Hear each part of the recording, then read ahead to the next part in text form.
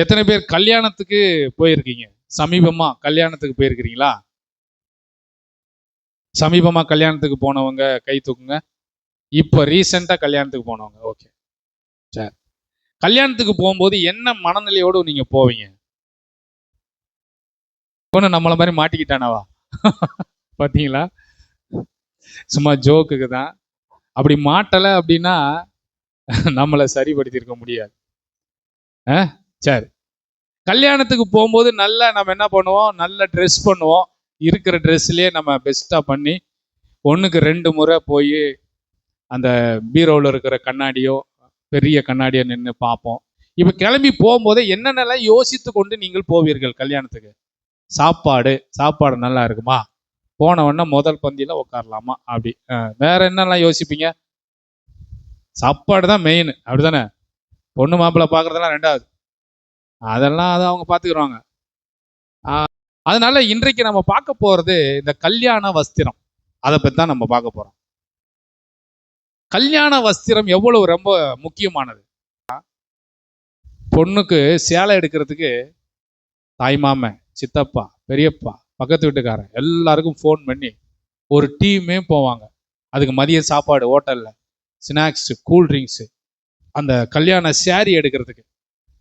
அப்படி இங்கே அப்படி போவாங்களா? போவாங்க தானே? கல்யாண சேலை எடுக்கிறதுக்கு மட்டும். மாப்பிள்ளைக்கு கோட் எடுக்கிறதுக்குலாம் அவ்வளோ யாரெல்லாம் வர்றது கிடையாது. நீ போய் எடுத்துக்கடா, நீ போய் எடுத்துக்க, எதுனா எடுத்துக்க. ஆனால் அந்த கல்யாண சேலை அதை முன்கூட்டியே எடுக்கணும், அதை ப்ரிப்பேர் பண்ணணும், அதை ஆயத்தம் பண்ணணும், அந்த இது எடுக்கணும். பட்டு சேரி தான் எடுக்கணும். அது ரொம்ப ஒரு ட்ரெடிஷ்னலான ஒரு விஷயம், இந்த கல்யாண வஸ்திரம்.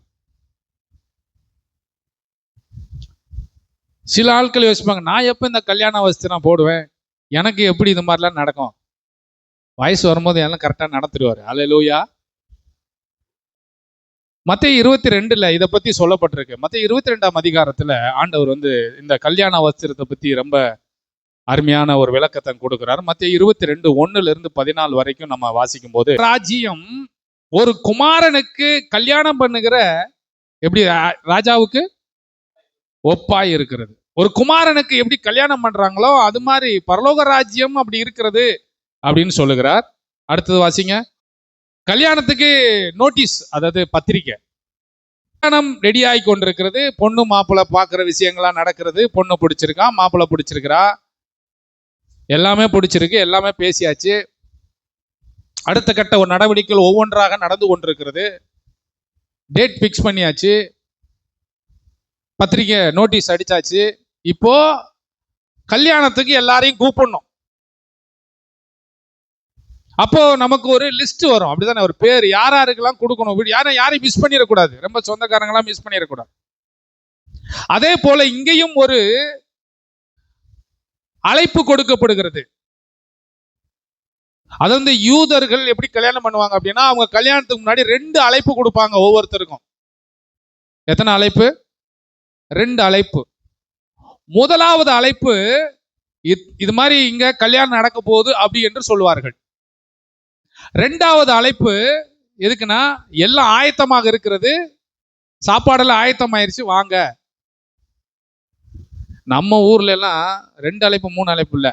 வேனை நிறுத்திக்கிட்டு ஒரு அழைப்பு, வேனு கிளம்பும் போது ஒரு அழைப்பு, அதுக்கு கணக்கே கிடையாது. வேனு அப்பதான் கிளம்பும் போது இந்த வந்துடுறாங்க. இங்க உள்ள இருக்கவங்களாம், நாங்களாம் 4 மணிக்கு வந்து உக்காந்துட்டோம், அங்க கல்யாணமே முடிஞ்சிடும், ரிசப்ஷனே முடிஞ்சிடும். இத்தனை அழைப்பு இருக்குது.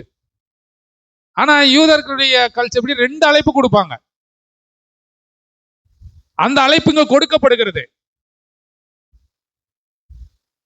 வாசிங்க, அந்த வசனத்தை வாசிங்க. அழைக்கப்பட்டவர்களை கல்யாணத்துக்கு வர சொல்லும்படி. ஆமா, அங்க இருக்கிற அந்த எஜமான் ஊழியக்காரனை கூப்பிட்டு, ஏற்கனவே அழைப்பு கொடுத்தாச்சுல, திரும்ப அவங்கள போய் கூப்பிடு, எல்லாம் ரெடியா இருக்குது, வர சொல்லு அப்படின்னு சொல்லி அனுப்புறாரு. அதுக்கப்புறம் அவர்களுக்கு வர என்ன பண்ணல, மனசு இல்ல, கல்யாணத்துக்கு வர்றதுக்கு மனசு இல்ல.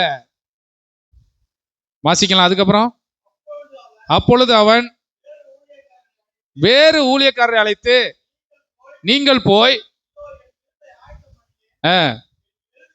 என் எருதுகளும் நல்ல கறி சாப்பாடு ரெடி பண்ணி இருக்குது, கொளுத்த எல்லாம் ரெடியா இருக்குது. நன்றா கவனிங்க. நம்ம ஊர்ல மாதிரி ஒரே பிரியாணி கிடையாது, வகை வகையா இருக்கு. கறியிலேயே எத்தனை கறி இருக்கிறது. ஆடை வெட்டினா ஆடுல இருக்கிற எல்லா பார்ட்ஸுக்கும் ஒரு ஒரு தொக்கு இருக்கிறது, ஒரு கூட்டு இருக்கிறது, எல்லாத்துக்கும் எல்லாம் ரெடியா இருக்கிறது. இப்போ எங்க ஏரியால எல்லாம், நம்ம ஊர்ல எல்லாம் கல்யாணம் வச்சா நோ பிரியாணி. பிரியாணிலாம் இப்பதான் கொஞ்சம் கொஞ்சம் என்ட்ரு ஆகுது. அங்கெல்லாம் பிரியாணி கிடையாது. ஒயிட் ரைஸ், எலும்பெல்லாம் போட்டு குழம்பு, கறியெல்லாம் போட்டு கறி சுக்கா, குடலெல்லாம் போட்டு அது ஒரு தனி.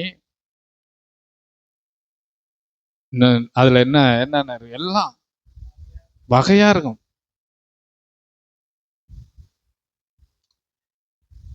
இப்போ இங்க இந்த கல்யாணத்துக்கு அழைக்கப்பட்டவர்கள் முதல் அழைப்பு கொடுக்கப்பட்டது, இரண்டாவது அழைப்பு கொடுக்கப்படுகிறது, வரவில்லை. முதல் அழைப்பு நன்றாக கவனிங்க. இந்த கல்யாணம் என்பது எதற்காக? பரலோக ராஜ்யத்துக்கு ஒப்பனையாக சொல்லப்பட்டிருக்கிறது. பரலோக ராஜ்யத்தை குறித்து முதல் அழைப்பு தீர்க்கதரிசிகள் மூலமாக கொடுக்கப்பட்டது. ஏசாயா, எரேமியா, எசேக்கியேல் இவங்க மூலமாக முதல் அழைப்பு கொடுக்கப்பட்டது. இரண்டாவது அழைப்பு சீஷர்கள் மூலமாக, அப்போஸ்தலர் மூலமாக அழைப்பு கொடுக்கப்பட்டது. ஆனால் அப்படி இருந்தும் இந்த யூதர்கள் இந்த கல்யாணத்துக்கு வர மனம் இல்லை. அதுக்காகத்தான் இந்த உவமையை சொல்றார். உங்களுக்கு ஏற்கனவே பழைய ஏற்பாட்டு காலத்துல மோசே மூலமாக முதல் அழைப்பு கொடுக்கப்பட்டது. ஏசாயா, எரேமியா வந்து முதல் அழைப்பு கொடுத்தார்கள், வரவில்லை. வந்தீங்க, ஆனா என்ன பண்ணீங்க? குறை சொல்லிட்டு போயிட்டீங்க. உங்களுக்கு எல்லாமே கொடுத்தாரு, ஆனா குறை சொல்லிட்டு போயிட்டீங்க. இரண்டாவது அழைப்புக்கு ஒரு வாய்ப்பு யூதர்களுக்கு கொடுக்கப்படுகிறது. இயேசு வந்தாரு. சரி, இயேசு வந்ததுக்கு அப்புறம் சீஷர்கள், அப்போஸ்தலர்கள் வந்து சொன்னாங்க, ஏற்றுக்கொள்ளவில்லை. இதைத்தான் இங்க சொல்றாரு. இரண்டு அழைப்பு கொடுக்கப்பட்டது. இரண்டு அழைப்பையும் இவர்கள் நிராகரித்து விட்டார்கள்.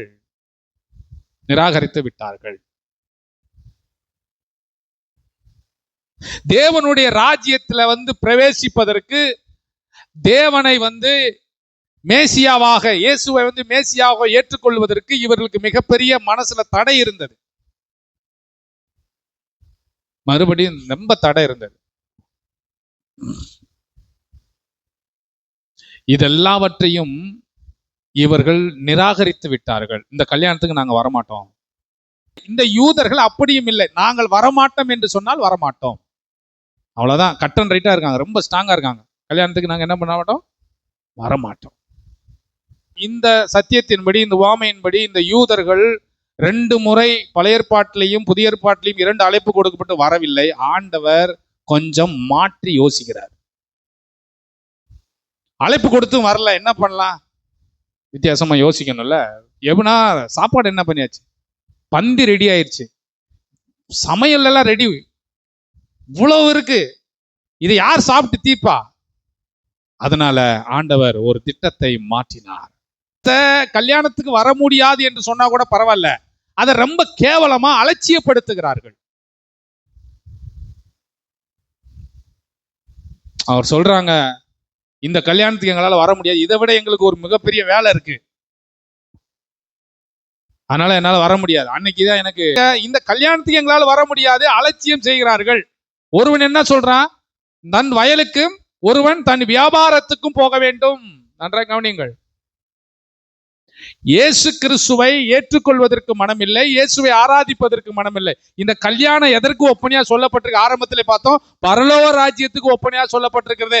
இந்த பரலோக ராஜ்யத்துக்குள்ள வர்றதுக்கு, சபைக்குள்ள வர்றதுக்கு தான் இந்த கல்யாணம் என்கிற இந்த ஒரு உவமையை சொல்லி காண்பித்து புரிய வைக்கிறார். சபைக்கு அலட்சியம் செய்கிறவர்கள் இருக்கிறார்கள், சபையை அலட்சியம் பண்ணுகிறவர், கூட்டங்களை அலட்சியம் செய்கிறவர்கள் இருக்கிறார்கள். நான் உங்களுக்கு ஒன்று சொல்லுகிறேன், நீங்கள் வேலையில் நிமித்தம் எந்த ஊருக்கு போனாலும், இல்ல ஒரு பங்கன் நிமித்தம் எந்த இடத்துக்கு போனாலும், ஞாயிற்றுக்கிழமை ஒருவேளை வந்துருச்சு, பங்கன் வந்துருச்சு, ஏதோ ஒன்று நடந்தாலும், நீங்கள் முதலாவது தேட வேண்டியது, எங்கே இந்த பங்கனுக்கு முன்பாக ஆராதனை இருக்கிறது என்பதை கண்டுபிடித்து அதில் பங்கு பெறுவீர்களானால் நீங்கள் பாக்கியவான்கள். போறது நான் தப்புன்னு சொல்ல மாட்டேன், நன்றாக கவனியுங்கள். சண்டேவே போகக்கூடாதுன்னா நான் சொல்லல, நீங்க போங்க. ஆனா அதற்கு முன்பாக எங்கே ஆராதனை இருக்கிறது என்பதை முந்தின சனிக்கிழமையே கண்டுபிடித்து வைத்துக் கொள்ளுங்கள். நீங்க வாட்டுக்கு கிளம்பி போங்க, ஆராதனை அட்டெண்ட் பண்ணுங்க, முடிஞ்ச உடனே வந்து என்ன பண்ணுங்க, ஃபங்க்ஷனை அலட்சியப்படுத்தாதிருங்கள். அலட்சியப்படுத்தாதிருங்கள். சரி, எங்கேயுமே எனக்கு வாய்ப்பே இல்லை, நான் ஒரு இடத்துல சிக்கலான இடத்துல போய் மாட்டிக்கிட்டேன், எங்கேயுமே எனக்கு வாய்ப்பு இல்லை. நீங்களே ஒரு இடத்துல உக்காந்து 2 பாட்டை பாடி ஜெபம் பண்ணி, இது வந்து வேற வழி இல்லாட்டா சொல்றேன், வார வாரம் அப்படி உக்காந்துடக்கூடாதுல, வேற வழியே இல்லை. வெளியூர்ல போய் வட இந்தியாவில் போய் மாட்டிக்கிட்டேன், அங்க ஹிந்தி தான், ஹிந்தி பேசுறாங்க, ஒன்றும் புரியல. நின்னுல ரூமு கதவை அடைச்சிக்கிட்டு நல்ல ஒரு ஆராதனைங்க நடந்தனா அதில் அட்டன் பண்ணுங்க, தப்பு கிடையாது. லைவ் தான் இப்போ எவ்வளோ இருக்கு. இதை சாதகமா பயன்படுத்திக்கிட்டு வாய்ப்பு இருக்கும்போது வீட்டில் உட்காந்து நான் ஆன்லைன்ல எல்லாத்தையும் பார்த்துக்கிறேன் அப்படின்னு சொல்லி அப்படி உட்கார கூடாது. அதுக்கு வந்து இடம் இல்லை. சூழ்நிலைகளை புரிந்து கொண்டு நாம் என்ன பண்ண சரி, எந்த ஊருக்கு போனாலும், எந்த இடத்துக்கு போனாலும், எந்த ஃபங்க்ஷனுக்கு போனாலும் தேவனை ஆராதிப்பதை நாம் அலட்சியப்படுத்தக்கூடாது. அலட்சியப்படுத்தக்கூடாது. அதை ரொம்ப கனப்படுத்தணும், அந்த நாளை ரொம்ப முக்கியப்படுத்தணும். இங்க அலட்சியப்படுத்தினார்கள். அதோட மாத்திரமல்ல, ஒருவன் தன் வயலுக்கும் ஒருவன் தன் வியாபாரத்துக்கும் போய்விட்டான். சாக்கு போக்குகளின் ஆபத்து, நிறைய சாக்கு போக்குகளை இந்த கல்யாணத்துக்கு வரக்கூடாது என்கிறதுக்கு நிறைய சாக்கு போக்கு. லூக்கா 14க்கு வாங்க, லூக்கா 14:18, அங்க நிறைய சாக்கு போக்கு. அங்க ஒரு விருந்து, அங்கேயும் ஒரு விருந்தை பத்தி பேசுறாரு ஆண்டவர். ஒரு பெரிய விருந்து நடக்கிறது, ஆசிங்க. லூக்கா 14:18, அவர்கள் எல்லாரும் போக்கு சொல்ல, என்ன போக்கு, சாக்கு போக்கு, போக்கு சொல்ல ஆரம்பித்தார்கள். ஒருவன், நான் ஒரு நிலத்தை வாங்கியிருக்கிறேன், நான் அகத்திய சீக்கிரமா போய் அதை பார்க்கணும், நேத்து பத்திரம் முடிச்சிருக்கேன். எப்பா பத்திரம் முடிச்சா என்னப்பா, அந்த இடம் என்ன யாரும் தூக்கிட்டு போக போறாங்களா என்ன? ரீசன் பாத்தீங்களா? இருக்கட்டும், நீ தான் வாங்கிட்டீல அந்த இடத்த, நான் வந்து சீக்கிரமா போய் அந்த இடத்த, இன்னைக்கு நீ தான் ஞாயிற்றுக்கிழமை, இன்னைக்கு போயே நான் பார்த்தே ஆகணும், நான் போய் அதை பார்க்கணும். அதுக்கப்புறம் என்ன தயவாய் மன்னிங்கள் ஐயா, பாஸ்டர் ஐயா, என்ன மன்னிங்க, நான் அவசரமா போகணும், அவசரமா போகணும். அலட்சியப்படுத்தாதிருங்கள் அந்த விருந்தை. அலட்சியம் இன்றைக்கு இப்ப கூடிய இது ஒரு விருந்து, இதைத்தான் சொல்றேன், இது ஒரு விருந்து, இதுதான் கல்யாணம் அவர் விருந்து. இந்த விருந்தை நீங்கள் அலட்சியப்படுத்தாதிருங்கள். போனா என்ன, போக என்ன? அப்போ நம்முடைய வாழ்க்கையில ஒன்றை புரிந்து கொள்ள வேண்டும், அதை அலட்சியப்படுத்துறதுக்கு அல்ல. போனா என்ன, போக காட்டி என்ன, அப்படி இல்ல. சில சூழ்நிலைகள் நிமித்தம் போகாம இருப்பது வேற. ஆனால் நமக்கு எல்லா சூழ்நிலையும் சரியாக இருக்கும்போது, நான் சொல்றேன், உங்க ரிலேஷன் ஒரு ஃபங்க்ஷன் வச்சாங்கன்னா நீங்க குடும்பமா போய் பங்கு பெறுங்கள். ராமன் சொல்றீங்களா? முடியாதுன்றது வேற, முடியுமா அப்படின்னு பாருங்க. முடியும்னா நீங்க போங்க, பங்கு பெறுங்கள். அதுல இருக்கிற ஒரு சந்தோஷம், மகிழ்ச்சி வேற. ஆனால் ஆண்டவராய் இயேசு கிறிஸ்து இங்க சொல்லும் போது, இங்க பரலோக ராஜ்யம் சபையை குறித்து பேசுகிறார். ஒருவன் நிலம் வாங்கினேன், அதை நான் பார்க்க போகிறேன் என்று சொன்னான். அடுத்த வாசிங்க. நல்ல 5 ஏர் மாடுகளை வாங்கினேன். ஏப்பா நாளைக்கு சோதிச்சு பார்த்தா என்ன, அன்னைக்குதான் விருந்து, அன்னைக்குதான் சோதிக்கணுமா? 5 ஏர் மாடுன்னா 10 மாடு, ஒரு ஏர் மாடு 2 ஜோடி தானே, 10 மாடு வாங்கியிருக்கிற. ஆண்டவர் ஒன்று ஆசீர்வதிச்சாரு, தோத்திரம்.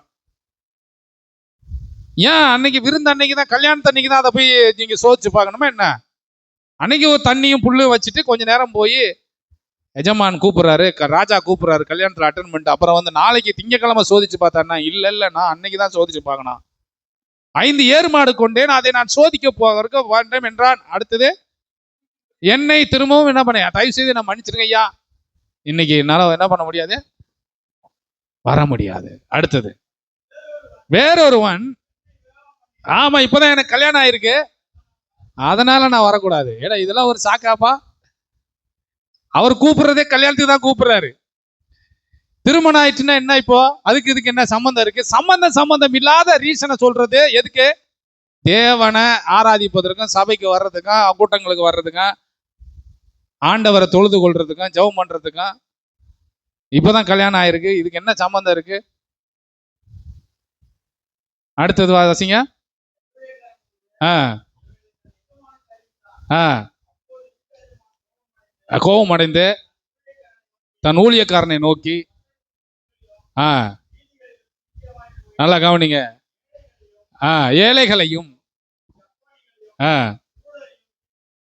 போதும் போதும், தேங்க்யூ. இங்க பாருங்க, அழைக்கப்பட்டவர்கள் எல்லாரும் சாக்கு போக்கு சொல்ல ஆரம்பித்தார்கள். இவர்கள் தான் யூத மக்கள்.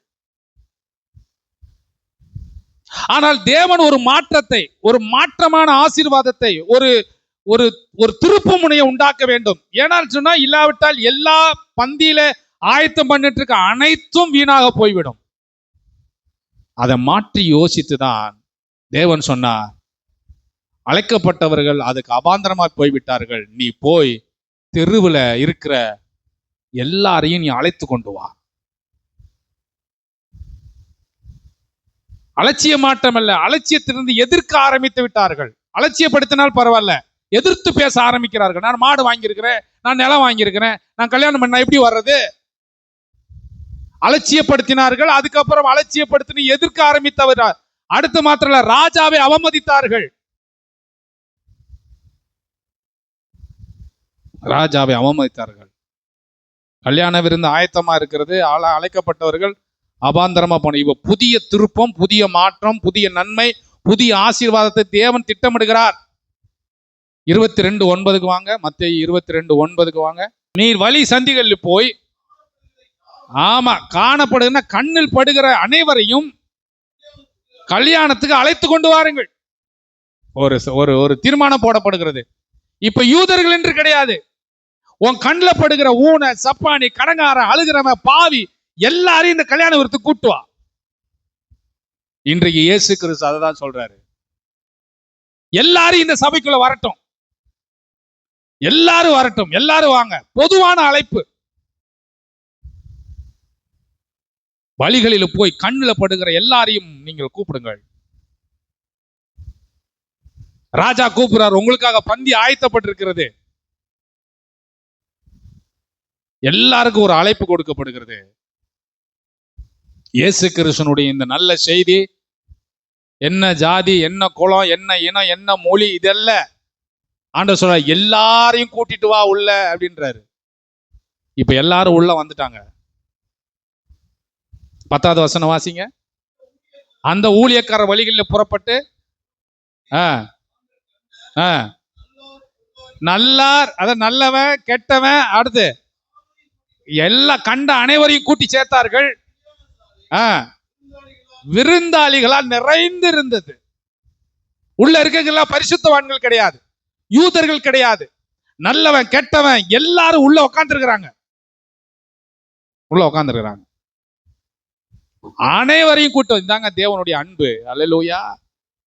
எந்த இனம், மொழி பாகுபாடு வேணாம், அழைக்கப்பட்டவர்கள் வரல.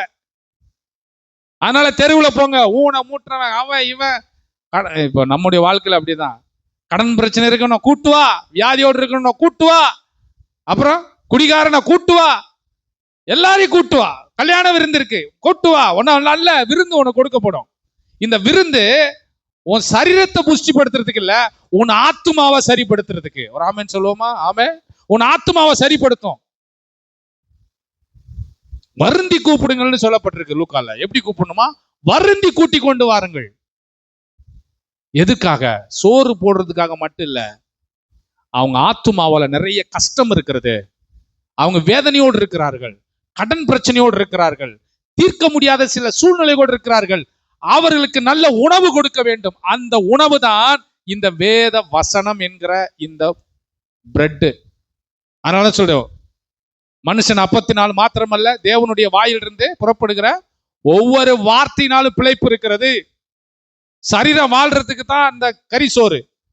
ஆத்துமா வாழ்றதுக்கு கரிசோறு இல்ல, ஆத்துமா வாழ்றதுக்கு வேத வசனம்.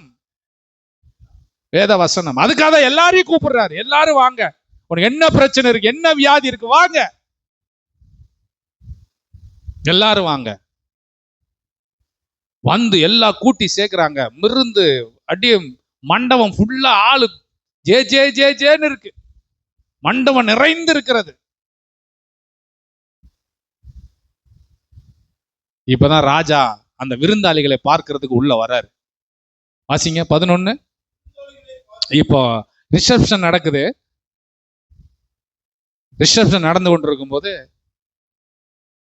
அந்த ராஜா மகனுக்கு ரிசப்ஷன். இப்போ அந்த அந்த ரிசப்ஷன் நடத்துற அந்த ராஜா வந்து பார்க்கிறார், மண்டபத்துல எவ்வளவு பேர் இருக்காங்க. விருந்தாளிகளை பார்க்கும்படி ராஜா உள்ளே பிரவேசித்த போது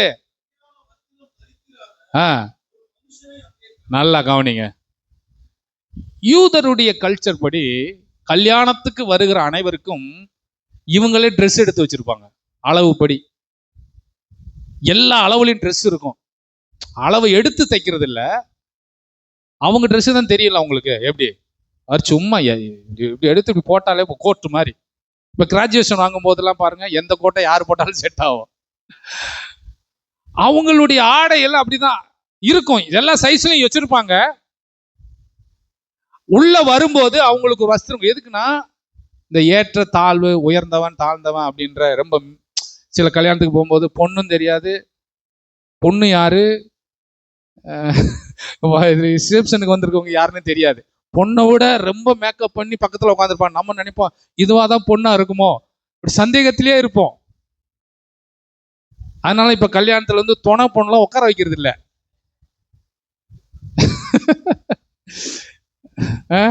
துணை மாப்பிள்ளைய உட்கார வைக்கிறது இல்லை. ஏன்னா பொண்ணு மாப்பிள்ளைய கூட இதுக்கு ஒரு 2 மணி நேரத்துக்கு முன்னாடி பியூட்டி பார்லர் போயிட்டு மேக்கப் பண்ணி நகையை போட்டு வந்து நிக்கிறாங்க.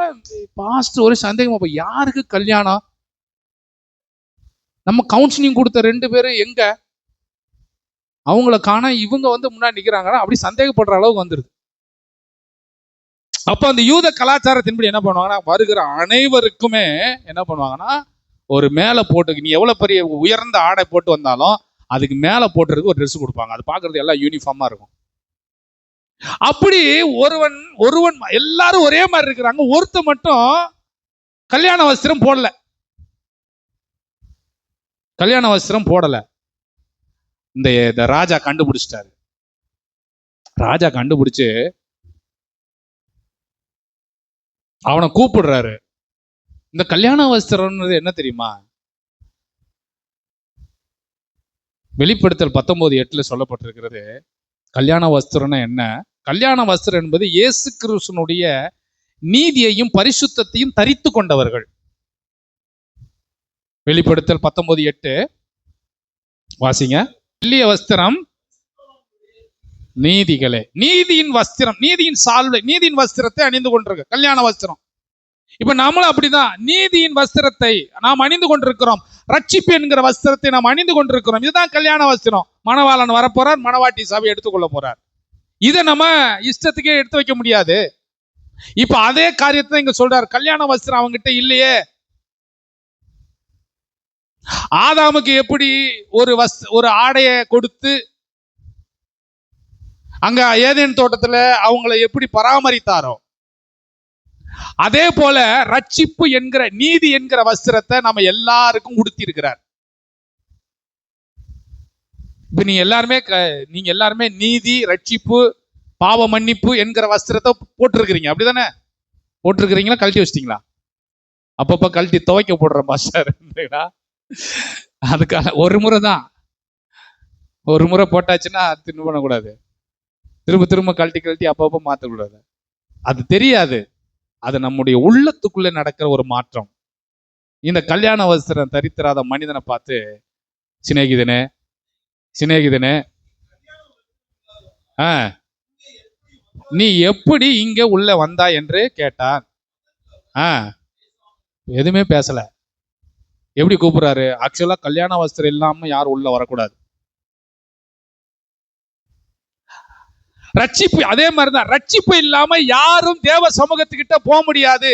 நீதி பரிசுத்தம் இல்லாமல் யாரும் தேவனை தரிசிக்க முடியாது. நான் பரிசுத்தர் ஆகையால் நீங்களும் பரிசுத்தமா இருங்கள். பரிசுத்தம் இல்லாமல் தேவனை ஒருவனை தரிசிப்பது இல்லையே. பரிசுத்தமானது ஆலயத்தின் அலங்காரமா இருக்கு. அதுதான் மேக்கப், அதுதான் அலங்காரம்.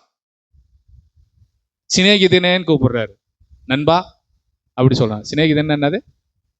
ராஜா போய், நண்பா நீ மட்டும் ஏன் நண்பா கல்யாண ட்ரெஸ் போடல? அவருடைய அணுகுமுறை பாருங்க, ரொம்ப அன்பானது. ஏன்பா போடல? என்னாச்சு உனக்கு?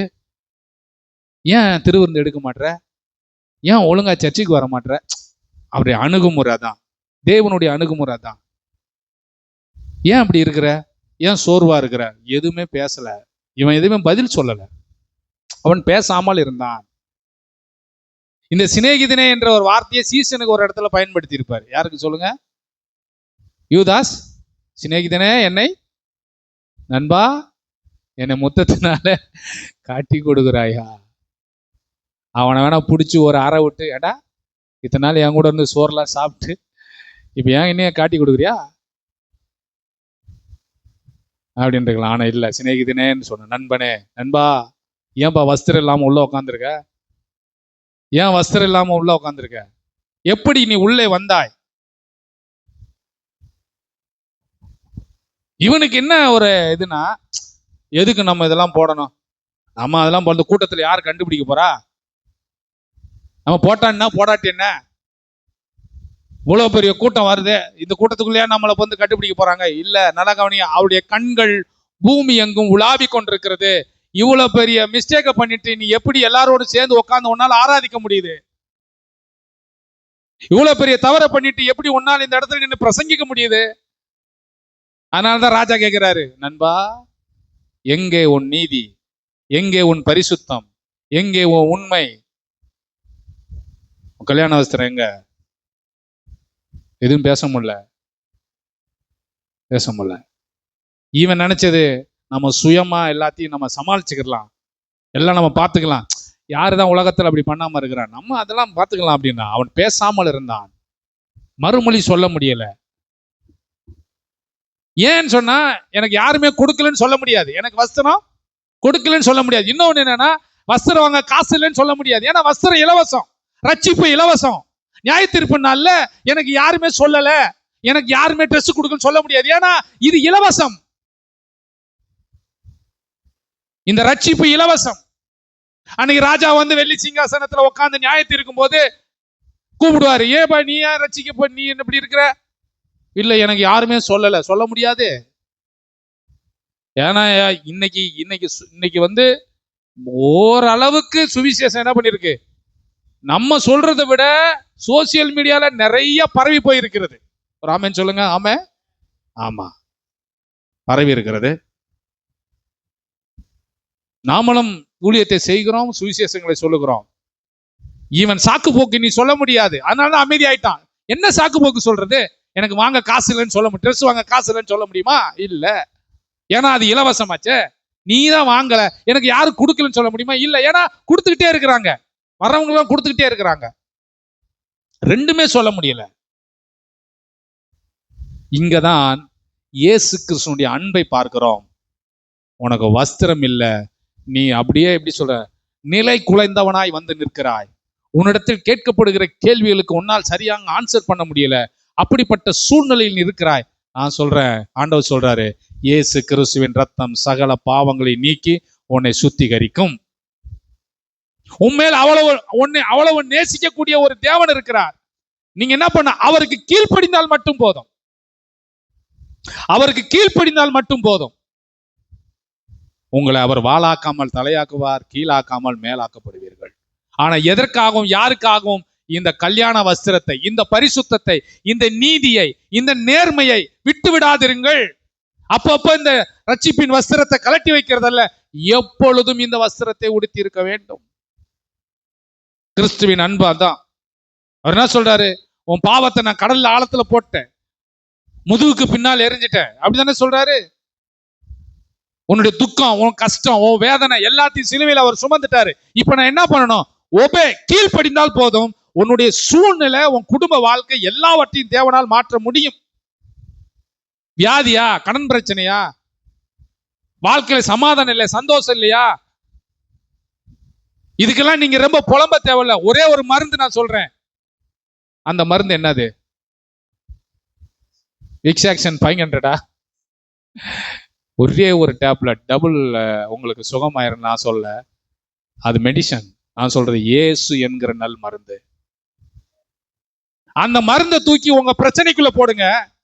எப்படி நமக்கு இருக்கிற ஃபீவர் இல்ல ஏதோ சம் பிரச்சனை இருக்கும்போது ஒரு மாத்திரை தூக்கி வாய்க்குள்ள போடுறோம், அது ரத்தத்துல கலந்து நரம்பு வழியா போய் எல்லா கிருமிகளையும் அட்டாக் பண்ணி நம்மளை சுகமாக்கிறது. ஒரு இன்ஜெக்ஷன் போடுறோம்.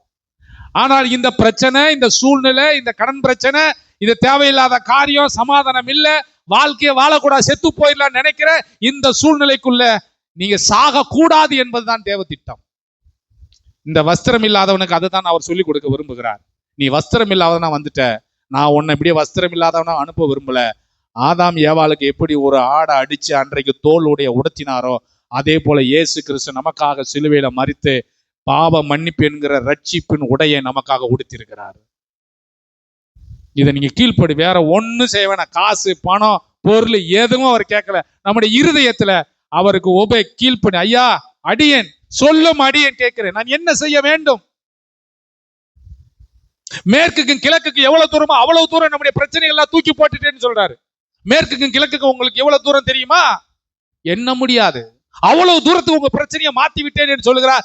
இதை நீங்கள் நம்பிக்கையோடு கீழ்ப்படிந்து ஏற்றுக்கொள்ளுங்கள், ஆமேன் சொல்லுங்கள், அது உங்களுக்கு அப்படியே நடக்கும். எனக்கு 17 வயசுல வீசிங் ப்ராப்ளம், அடிக்குறி முழுமையா இல்ல, அப்பதான் ஸ்டார்டிங். மூச்சு விட முடியல, ரொம்ப கஷ்டப்படுறேன். மதுரையில ஒரு ஆஸ்பத்திரி கூட்டு போறாங்க. அவங்க சொல்றாங்க, இவன் வாழ்நாள் எல்லாம் மாத்திரை எடுக்கணும்னு சொல்றாங்க. ஒரு டப்பால மாத்திரை கொடுத்து இந்த பாக்ஸை வச்சுக்க, எப்ப மாத்திரை கிடையாது அப்பவா. ஒரு இன்ஜெக்ஷன் ஒன்று போடுவாங்க, நன்றாக ஒரு ஊசி ஒன்று போடுவாங்க. காதுல புகை வர ஃபீலிங் இருக்கும், மூக்குல வாயிலெல்லாம் புகை வர ஃபீலிங் இருக்கும். நான் கேட்பேன், புகை வர மாதிரி இருக்கு, அந்த ஊசி அப்படிதான், இதை போட்டாதான் நீ உயிர் வாழ முடியும் அப்படின்னு சொல்லிட்டாங்க. நான் ஒண்ணு சொன்னேன், அப்பதான் இயேசுவை நம்புகிற காலம். ஐயா, நீங்க தான் நல்ல மருந்து, இந்த மருந்தை உள்ள அனுப்புனா சுகமாகன்னு சொன்னாங்களே, இயேசுவின் நாமத்தில் எனக்குள்ள வாரும், எனக்கு இருக்கிற இந்த பிரச்சனை, இந்த மூச்சு திணறல மாத்துங்க ஆண்டவரேன்னு சொன்னேன். ஒரு நாள் வந்தது, ஒரு உபவாச ஜெபத்துல அப்படி உட்காந்து ஜெபம் பண்ணுனேன். என்னை அறியாமல் அபிஷேகத்தில் நிரப்பப்பட்டு பின்னாடி தூக்கி கொண்டு வீசப்பட்டேன். அன்றைக்கு போன அந்த பிரச்சனை இன்னைக்கு பிரசங்கிக்கிறேன், இந்நாள் வரைக்கும் இல்ல. ஒரு ஆமேன்னு சொல்லுவோமா? அன்னைக்கு எங்க அம்மாட்ட சொன்னேன், எங்க அம்மா ரசிக்கப்படல. எங்க அம்மா சாமி ஆடுறவங்க, வெள்ளி செவ்வாய்னா அவங்க ஒரு பக்கம் ஆடிட்டு இருப்பாங்க. நான் சொன்னேன், இயேசு என்ன சுகமாக்கி இருக்கு, ஆஸ்பத்திரிக்கு நான் போக மாட்டேன்.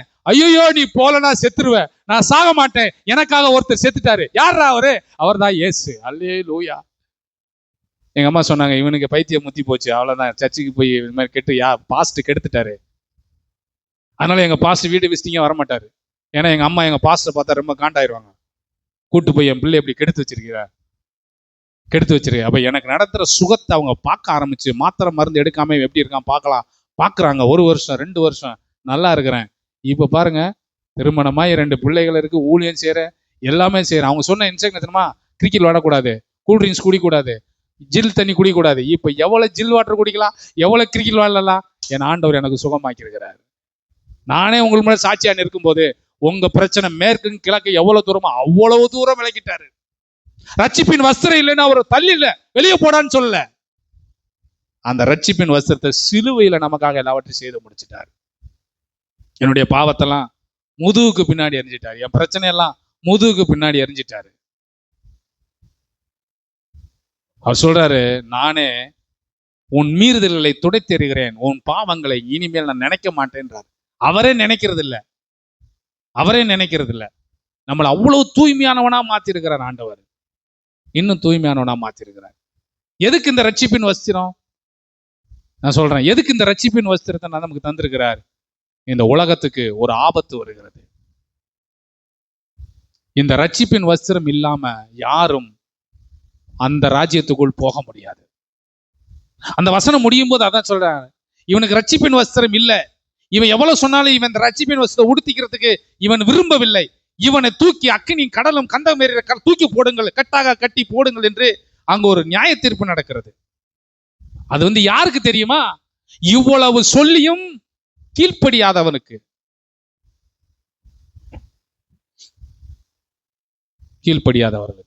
ஆனால் நான் சொல்லுகிறேன், அவனை விட்டுருவோம், அவனை கட்டி தூக்கி போடுங்கன்னு சொல்லிட்டு விட்டுருவோம். ஆனா இந்த ரட்சிப்பின் வஸ்திரம் இல்லாதவனுக்கு ரட்சிப்பின் வஸ்திரத்தை கொடுக்க தான் இயேசு வந்தார். அது மாத்திரமல்ல, எத்தனையோ பேருக்கு இந்த ரட்சிப்பின் வஸ்திரம் கிடைக்கல, இந்த சமாதானம் என்கிற வஸ்திரம் கிடைக்கல, இந்த பாசம், இந்த அன்பு எத்தனை பேருக்கு கிடைக்கல. அவர்களை அழைத்து கொண்டு உள்ளே வாருங்கள். அது வரைக்கும் இந்த விருந்து நடந்து முடியாது. ஏன்னா ஒரு சேர் கூட காலியா இருக்க கூடாது, எல்லாம் ஃபுல்ஃபில் பண்ணாதான் விருந்து நடக்கும். அப்படிதான் சொல்லப்பட்டிருக்கு வசனம், வெளிப்படுத்தல. ஆட்டுக்குட்டியானுடைய கல்யாணம் வந்தது. வெளிப்படுத்தல் 19:7 எங்க கொண்டு போய் முடிக்க போறாருன்னா, இந்த உவமையை சொல்லிட்டு, டேய் இந்த உவமையோட நான் முடிக்கல, நான் வரும்போது ஒரு கல்யாண விருந்து நடக்க போகிறது. 19:7 வாசிங்க. நாம் சந்தோஷப்பட்டு களி கூர்ந்து அவருக்கு துதி செலுத்த கடவோம். நல்ல ஆட்டுக்குட்டியானோட கல்யாணம் வந்தது, அவருடைய மனைவி தன்னை ஆயத்தம் பண்ணினாள் என்று சொல்ல கேட்டேன். எங்க கொண்டு போய் முடிக்கிறார் பாத்தீங்களா? இங்க கல்யாணம் என்று சொல்றதுக்கு என்ன ரீசன் தெரியுமா? இது போல நான் வரும்போது ஒரு கல்யாணம் நடக்கும், அந்த கல்யாணத்துல நீங்க பங்கு பெறணும்னா வஸ்திரம் இல்லாம யாருக்கு அங்க அனுமதி கிடையாது. அந்த வஸ்திரம் தான் நீதி, சமாதானம், பரிசுத்தம், ரட்சிப்பு என்கிற வஸ்திரம். அந்த வஸ்திரத்தை யாருக்காகவும் எதுக்காகவும் விட்டு விடாதிருங்கள். மத்திய ஆகாயத்துல இயேசு வருவார், மணவாட்டி ஆயத்தம் பண்ணி சுத்திகரித்து வைத்திருக்கிறார். மணவாளன் வரும்போது மணவாட்டி ஒரு நிமிஷத்துல ஒரு இமைப்பொழுதுல நாம் எல்லாரும் என்ன பண்ணுவோம்? பரலோகத்துல எடுத்துக்கொள்ளப்பட்டு அன்றைக்குதான் அங்கே ஆயத்தம் பண்ணிட்டு இருக்கிற அந்த பந்தி அன்றைக்குதான் வரிசையாக நடக்கும். இப்ப சபை இருந்து கொண்டே இருக்கிறது. கவனிக்க, இது ரொம்ப முக்கியமானது. இது ரொம்ப கிளைமேக்ஸ் சொல்லுவோம், ரொம்ப முக்கியமானது. இப்ப சபை நடந்து கொண்டே இருக்கிறது. இந்த சபை நடந்து கொண்டே இருக்கும்போது நீங்க ரட்சிப்பை காத்து கொண்டீர்கள். தூய்மை, பரிசுத்தம், நீதி, தேவனுக்கு பிரியம், எதையுமே அசட்டை பண்ணல, எல்லாம் தேவனுக்கு உண்மையா இருந்திருக்கிறீங்க. இப்படி போய்கொண்டே இருக்கிற காலகட்டத்தில் திடீரென்று திருடன் வருவது போல ஒரு நிமிஷத்தில் ஒரு இமைப்பொழுது ரகசிய வருகை இருக்கும். இந்த ரகசிய வருகையில் கல்யாண வஸ்திரம் தரித்தவர்கள் மட்டும் திடீரென்று காணாமல் போய் விடுவார்கள். அவர்கள் காணாம போன பின்பு பரலோகத்திற்கு எடுத்துக்கொள்ளப்பட்டு அங்கேதான் இந்த பந்தி நடக்க போகிறது. ஒரு ஆமென் சொல்லுங்க.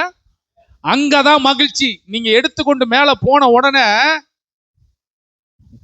உங்களுக்கு பந்தி அங்க நடக்கும். இடம் பரலோகம், ஹெவன்ல நடக்க போற கல்யாண விருந்துக்கு நீங்க யாரும் மிஸ் பண்ணிடக்கூடாது. அதனாலதான் பாட்டலாமா, மண்ணுக்காக மாணிக்கத்தை விட்டிட மாட்டேன். இது நான் கதை சொல்லல, நடக்கும்போது அதனுடைய அருமை உங்களுக்கு தெரியும். அங்க கல்யாண விருந்துல உட்கார்ந்து இருக்கும் போது, ஆஹா கரணந்தப்பனா மரணராஜா கொஞ்சம் விட்டுருந்தோம்னா போச்சேடா, அந்த கல்யாண விருந்துக்குள்ள போயிருக்க முடியாத. அவ்வளவு பெரிய நன்மை, அவ்வளவு பெரிய ஆசீர்வாதம், அவ்வளவு பெரிய மேன்மையை தேவன் நமக்கு வைத்திருக்கிறார். நீங்க புரிந்து கொள்ள வேண்டும். இந்த காலகட்டத்தில் இப்ப சபை எடுத்துட்டாங்களே, நல்லா கவனிங்க. இப்ப சபை எடுத்துட்டு மேல போயிடுச்சு. அங்க என்ன நடக்குது சொல்லுங்க? பரலோகத்துல என்ன நடக்குது? நம்ம எல்லாம் போன பின்பு பரலோகத்துல என்ன நடக்குது? கல்யாண விருந்து நடக்குது. உங்களெல்லாம் தனித்தனியா கவனிக்கிறாங்க. அதோட மாத்திரமல்ல, மணவாட்டிய அலங்கரிக்கிறாங்க, கிரீடம் வைக்கப்படுது, உங்களை சந்தோஷப்படுத்துறாங்க, விருந்து நடக்கு, நீங்க சந்தோஷமா சாப்பிடுறீங்க. அங்க அடிபிடி சண்டை கிடையாது, அங்க கண்ணீர் இல்லை, கவலை இல்லை, எல்லாம் இப்ப அங்க நடக்குது. இவ சபை அங்க போனதுக்கு அப்புறம் பூமியில என்ன நடக்கும்? சபை மேல போனதுக்கு அப்புறம் பூமியில என்ன நடக்கும்? 7 வருஷம் உபத்திரவம், 3 வருஷம், நன்றா கவனி, ஷார்ட்டா சொல்றேன் உங்களுக்கு, 3 வருஷம் உபத்திரவம், அடுத்து 3 வருஷம் மகா உபத்திரவம். என்ன சொல்லுவான்? நான் உங்களுக்கு சமாதானத்தை தரேன். அந்தி கிறிஸ்து வருவான். அந்தி கிறிஸ்து இந்த உலகத்தை ஆளுகிற எல்லா ராஜாக்களோடு உடன்படிக்கை பண்ணி கொள்வான். அதான் ரொம்ப முக்கியம். இந்த உலகத்தை ஆளுகிற எல்லா ராஜாக்களோடு சொல்லுவான், வாங்க நம்ம எல்லாம் சேர்ந்து ஒரு சமாதான உடன்படிக்கை பண்ணிக்கொள்வோம் என்று சொல்லுவான். இந்த ராஜாக்களும் அவனுக்கு கீழ்ப்படிந்து போவான். ஏன்னா அவங்ககிட்ட தான் நிறைய ஆயுதங்கள் இருக்கும், அவங்ககிட்ட தான் நல்ல இராணுவம் பலம் இருக்கும், அவங்ககிட்ட தான் எல்லா கட்டமைப்புகளும் அவங்ககிட்ட தான் இருக்கும். அவன் தான் அந்தி கிறிஸ்து. இந்த அந்தி கிறிஸ்து எங்க இருந்து புறப்படுவானா? ஐரோப்பா கண்டத்திலிருந்து வருவான். இதுவும் பைபிள்ல சொல்லப்பட்டிருக்கு. ஐரோப்பா கண்டத்திலிருந்து வருவான், ஐரோப்பா கண்டத்திலிருந்து எழும்புவான். மற்ற உலக நாடுகள், இந்தியா முதற்கொண்டு எல்லா நாடுகளும் அவன் பின்னே போய் நிற்கும். ஏன்னா அவன் நம்மளை காப்பாத்திடுவான். 3 வருஷம் முடியும் போதுதான் தெரியும், அவன் சமாதான உடன்படிக்கை உடைத்து தேவாலயத்தில் போய் என்ன பண்ணுவானா? பன்றியை பலியிடுவான். அன்றைக்குதான் கண் திறக்கப்படும். இதுக்கிடையில நிறைய உபத்திரவங்கள் நடக்கும். இதற்கிடையில கோப கலசங்கள், முத்திரைகள் உடைக்கப்படும். நம்ம வெளிப்படுத்தல் விசேஷத்துல வாசிக்கிறது போல எல்லாம் நடந்து முடிந்து விடும். இதுல தப்பி மீந்து கஷ்டப்பட்டு அந்த முத்திரையெல்லாம் வாங்காம உபத்திரவ காலத்துல அப்படியே கஷ்டப்பட்டு அப்படியே இருக்கிறவங்கள திரும்பவும் இயேசு 7 வருஷம் முடிஞ்சதுக்கு அப்புறம் இந்த பூமிக்கு வர்றாரு. கிறிஸ்துவின் 2ஆம் வருகை என்று சொல்லுகிறோம். முதல் வருகை அவர் வந்து பிறந்துட்டு போயிட்டது. ரகசிய வருகை யாருக்கும் தெரியாது. செகண்ட் கம்மிங் எல்லாருக்கும் தெரியும். நம்மளும் கூட வருவோம். நமக்கு அப்பதான் வெண் வஸ்திரம் தரிக்கப்பட்டு கிரீடம் சூட்டப்பட்டு நாம வெள்ளை ட்ரெஸ்ஸோட அப்படியே அவரோடு கூட இறங்கி வருவோம். செகண்ட் கம்மிங் திரும்பவும் இந்த பூமிக்கு வரோம். இதெல்லாம் பார்க்கறதுக்கு எப்படி இருக்குன்னு தெரியுமா? இதெல்லாம் பார்க்கறதுக்கு உண்மையில வேற லெவல் சொல்லுவல, வேற லெவல் ராஜா. நான் சொல்றது கதை அல்ல, நிஜம். நீங்க நினைக்கலாம் பாஸ்ட் ஏதோ சொல்றாரு. இல்லைங்க, இது நீ நடக்க போகிறது. கிறிஸ்துவின் 2ஆம் வருகை இருக்கும். செகண்ட் கம்மிங் இருக்கும். அவர் மத்திய ஆகாயத்தில் வருவார். வந்து அர்மகோதன் என்கிற ஒரு இடம் இருக்கிறது. இன்றைக்கும் அந்த இடம் இருக்கிறது. அர்மகோதனை பத்தி உங்களுக்கு தெரியுமா? அது ஒரு மிகப்பெரிய கார்டன், ஒரு பள்ளத்தாக்கு. நீங்க நெட்ல போயிட்டு அர்மகோதன் அப்படின்னு போடுங்க. அந்த அந்த பள்ளத்தாக்கு எவ்வளோ பெருசு தெரியுமா? நான் சொல்றேன். அங்கதான் அர்மகோதன் யுத்தம் நடக்க போகுது. யாருக்கு தெரியுமா? நம்ம வர்றோம் பாத்தீங்களா, நமக்கும் அந்தி கிறிஸ்துவோட சேர்ந்த ராஜாக்கள். அதுக்கு வசனம் சொல்லப்பட்டிருக்கு. வசனம் வெளிப்படுத்தல் 17:13 வாசிங்க. வெளிப்படுத்தல் 17:13. இதெல்லாம் வெளிப்படுத்தல் 17, 16, 19 இந்த வலுசர்ப்பம் அதோட சேர்ந்த அந்த உலக இராணுவ படைகள் எல்லாம் சேர்ந்து முழு அதிகாரத்தையும் அவங்கிட்ட கொடுத்துருவாங்க. இதெல்லாம் நடக்க போறது. இந்த அர்மகோதன் இருக்கிற அந்த கிரவுண்ட் இருக்கு பாத்தீங்களா, 4000 ஆண்டுகளாக 200 சண்டைகள் அங்க நடந்திருக்கிறது.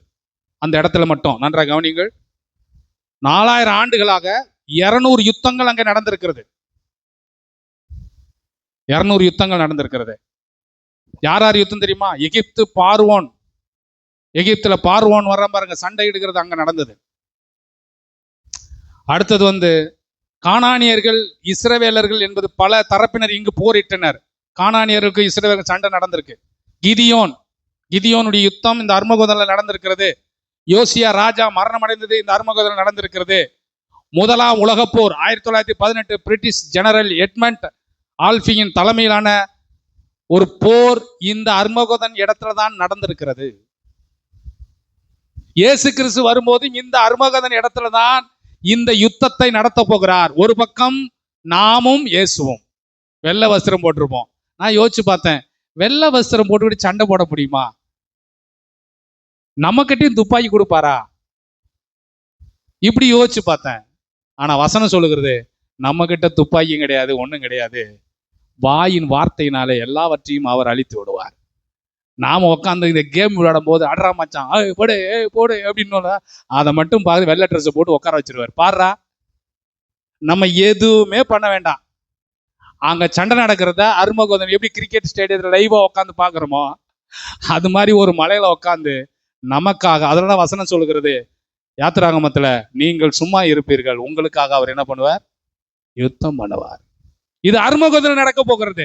இதைதான் அர்மகோதன் யுத்தம் என்று சொல்லுகிறோம். இது மிகப்பெரிய ஒரு பள்ளத்தாக்கு. எத்தனாயிரம் கிலோமீட்டர் தெரியுமா? என்கிட்ட பிக்சர் இருக்கு, போட முடியாது இப்போ. 89,600 ஏக்கர் பரப்பளவு கொண்ட இடம் அர்மகோதன். இது இஸ்ரேல் தேசத்துல ஒரு மலைக்கு பக்கத்துல ஒரு பள்ளத்தாக்கான ஒரு பெரிய இடம் இன்றைக்கு இருக்கு. அங்க பில்டிங் கிடையாது, அங்க எதுவும் கட்ட முடியாது, எதுவும் கட்டக்கூடாது. இதற்காகவே வைத்திருக்கிறார்கள். எதுக்கு அவங்க வச்சிருக்கான்னு தெரியல. ஆனா தேவன் சொன்னபடி அங்க இன்னமும் அப்படியே தான் இருக்கிறது. 89,600 ஏக்கர் பரப்பளவு. நமக்கு 1000 ஏக்கர் யாராவது வச்சிருக்கீங்களா? 1 ஏக்கர் அவ்வளோ பெரிய பரப்பளவு கொண்ட அந்த இடத்துல தான் இந்த யுத்தம் நடக்க போகுது. அர்மகதன் யுத்தம் முடிஞ்சவொன்னு அடுத்து என்ன நடக்கும் நான் சுருக்கமா சொல்றேன்.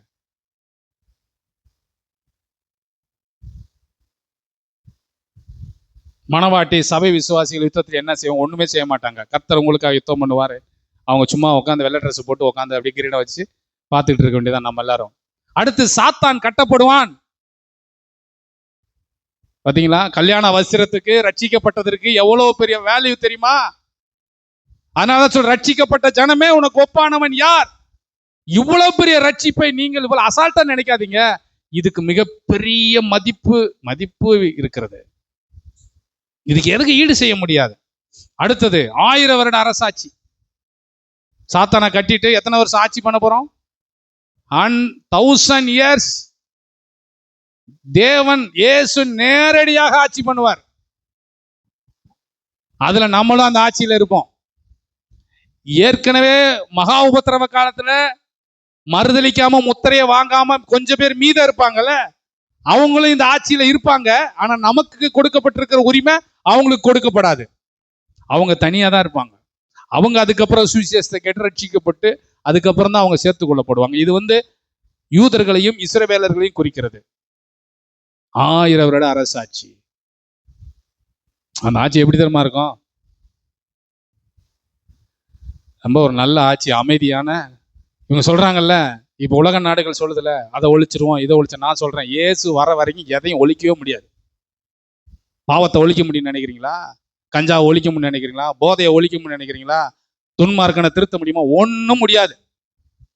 இயேசு வரும்போது தான், அவர் 1000 வருட அரசாட்சியில தான் இந்த நீதி, உண்மை, தூய்மை என்கிற 1000 வருட ஆட்சி அவர் தராரு. இது சகரியால சொல்லப்பட்டிருக்கு, ரோமர்ல சொல்லப்பட்டிருக்கு, ஏசாயால சொல்லப்பட்டிருக்கு. 1000 வருஷம் முடிஞ்சவுடன் கொஞ்ச காலம் சாத்தான் விடுதலையாக்கப்படுவான். கடைசி நியாய தீர்ப்பு முடிஞ்ச உடனே புதிய வானம், புதிய பூமி. இவ்வளவு பெரிய பாக்கியம் இருக்கிறது நீங்க ரட்சிக்கப்பட்டதுக்கு, இந்த சர்ச்சுக்கு வர்றதுக்கு. அதனால்தான் நான் சொல்றேன், இதை நிர்விசாரமா நினைக்காதீங்க. இதை ஒரு அபத்தமா நினைக்காதீங்க. இதை தள்ளி போடாதீங்க. நான் வரமாட்டேன்னு சொல்லாதீங்க. ஏன்னா மிகப்பெரிய கல்யாண விருந்து நடக்குது. இது இருந்தாதான் அங்க அனுமதிப்படும். இல்லாவிட்டால் நாம் உள்ளே அனுமதிக்கப்பட முடியாது. அதுக்காக தான் இன்னைக்கு 4 பேர் ஞானசானம் எடுக்கிறதுக்கு ஆயத்தமா இருக்கிறாங்க. ஏற்கனவே ஞானசானம் எடுத்திருக்கிறீங்க. அப்போ நீங்க ரட்சிக்கப்பட்ட எவ்வளவு பெரிய பாக்கியம் நினைக்கிறீங்க? அதை நல்ல ஒரு கனமா நினைக்கிறீங்களா? ஏன்டா ரட்சிக்கப்பட்டவன்னு நினைக்கிறீங்களா? சொல்லுங்க பாருங்க. ரட்சிப்பு அந்த வஸ்திரத்துக்கு எவ்வளவு மகிமை இருக்கு பாருங்க. எளிமை நிற்போம், கண்களை மூடி நாம் ஜெபம் பண்ணுவோம்.